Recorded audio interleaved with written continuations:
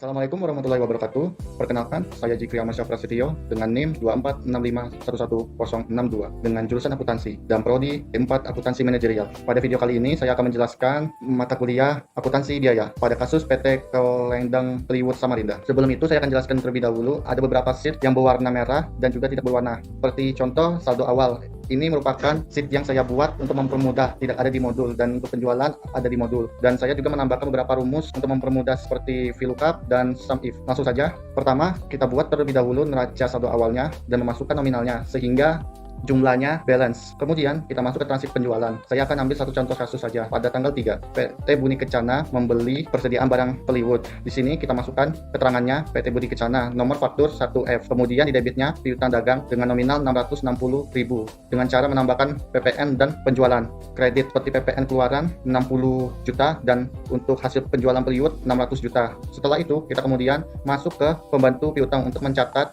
hutang pada PT Budi Kencana. Di sini kita tulis terlebih dahulu saldonya PT Kencana di awal periode, kemudian kita tulis di tanggal yang sama. Seperti sini contohnya itu tanggal 3, kita tulis tanggal 3. Keterangan penjualan, kemudian revenue JPN dan debitnya ambil di 660 juta. Kemudian setelah kita melakukan semua pencatatan transaksi di bulan yang sama pada tanggal 28 di akhirnya, kemudian kita jumlahkan setiap akunnya. Seperti ini disamakan saja debit kreditnya. Kemudian kita buat rekapitulasinya berdasarkan akun-akun yang terlibat. Contohnya saja piutang dagang dengan akun 1131 dengan nominal 8.690 juta dan di kreditnya dengan akun PPN keluar 790 juta dan untuk akun 4101 itu 7.900.000 dan kita cek apakah balance tidak. Jika ini balance artinya sesuai. Setelah itu kita bikin buku besarnya yang akun terlibat. Contohnya itu adalah akun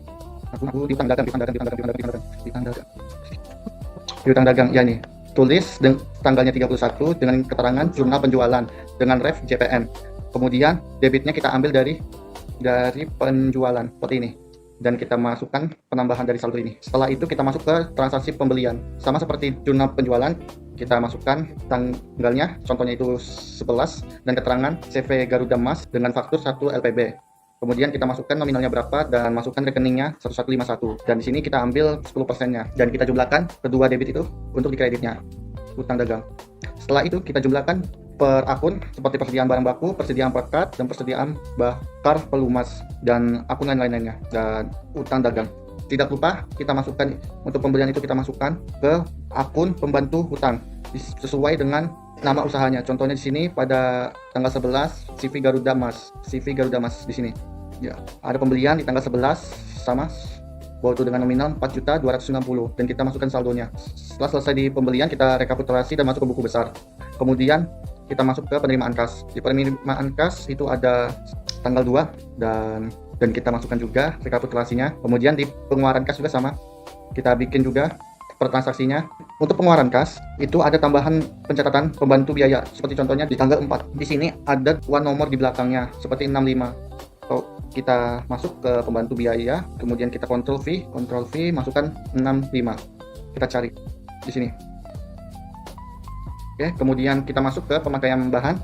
Di sini kita ambil salah satu contoh kasusnya yaitu tanggal 1 adanya pemakaian kayu wood dan kita masukkan itu ke persediaan bahan baku. Kemudian sesuaikan dengan departemennya. Kemudian untuk akun lain-lainnya ini ada pencatatan tambahan di pembantu biaya. Kita jumlahkan semuanya dan bikin rekapitulasinya untuk ke buku besar. Selanjutnya, pembantu piutang sudah dijelaskan sebelumnya. Setelah kalian melakukan transaksi pembelian, penjualan, penerimaan kas, pengeluaran kas, dan pemakaian bahan ke buku besar.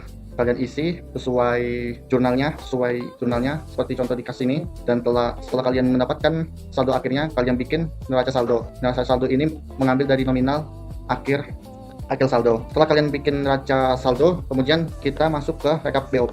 Rekap BOP kalian masukkan biaya-biaya dari bantu biaya di sini. Setelah kalian masukkan, kalian menjumlahkannya sebelum dialokasi. Jumlahkan setiap akun. Setelah selesai, kalian bikin perhitungan untuk BOP alokasinya. Di sini ada studi contohnya, kemudian kalian bikin rumusnya seperti ini. Setelah itu kalian masukkan di bagian alokasi biaya setiap departemen pembantu. Kemudian saya menambahkan kartu persediaan plywood untuk mempermudah penjualan yang terjadi. Kemudian kita masuk ke bukti memorial. Di bukti memorial ini adalah jurnal penyesuaian. Seperti contohnya di tanggal 1 adanya persediaan produk dalam proses di awal periode. Kita debitkan untuk menjadi biaya-biaya. Kemudian setelah selesai kita jumlahkan apakah balance atau tidak. Setelah balance kita lanjut ke neraca lajur. Di sini adalah penambahan atau pengurangan dari jurnal memorial. Di sini ada 3, neraca saldo setelah disesuaikan, laba rugi, dan neraca akhir. Di sini kalian tinggal masukkan aja. Saya menggunakan rumus sum if dari jurnal memorial. Setelah itu kita lihat di bawahnya balance atau tidak. Setelah balance kita masukkan sesuai akun normatif dan akun real. Akun normatif adalah laba rugi dari nomor akun 4, diawali dengan 4. Setelah itu untuk realnya itu diawali dengan 1 hingga 3. Kemudian kita lihat di labanya apakah sama. Jika sama artinya betul. Kemudian kita masuk ke laporan harga pokok produksi seksi penyelesaian. Di sini kita masukkan sesuai dengan di soal. Setelah kita masukkan, kita ambil di buku besar untuk biaya bahan baku. Kemudian di sini kita ambil di buku besar berdasarkan akhir dikurangi awal. Setelah itu kita jumlahkan. Setelah kita jumlahkan sum. Setelah itu untuk menemukan HP-nya kita bagi sama dengan EP. EP ini didapatkan dari rumus produksi selesai yang ditransfer ke seksi penyelesaian ditambah dalam kurung persediaan produk dalam proses dengan tingkat penyelesaiannya. Kemudian kita tambahkan kilang akhir. Di sini kita bisa dapatkan EP-nya. Kemudian kita bagi jumlah dengan EP untuk menentukan jumlah per unitnya. Kemudian itu kita sum juga. Setelah itu kita melakukan perhitungan biaya. Di sini ada pokok penyelesaian. Kita ambil di transfer seksi penyelesaian bahwa itu dikali dengan biaya yang dibebankan per unitnya. Kita jumlahkan dan untuk juga penghilangnya sama kita jumlahkan. Habis itu setelah itu kita dapatkan jika nilai ini sama seperti di atas artinya sesuai dan balance. Kemudian untuk penyelesaian sama seperti persiapan. Yang berbeda di sini hanyalah tidak ada biaya bahan baku diganti dengan harga pokok produksi dari seksi persiapan. Di situ penggantinya biaya bahan baku. Sama seperti sebelumnya, kita dapatkan PE-nya dan kita dapatkan harga per unitnya dan kita bikin perhitungan biayanya juga. Setelah bikin laporan harga pokok produksi, kita masuk ke jurnal penutup. Ini adalah jurnal-jurnal yang akan ditutup pada akun normatif seperti nomor akun diawali 4 hingga 6. Kemudian kita bikin laporan laba rugi sama di neraca lajur.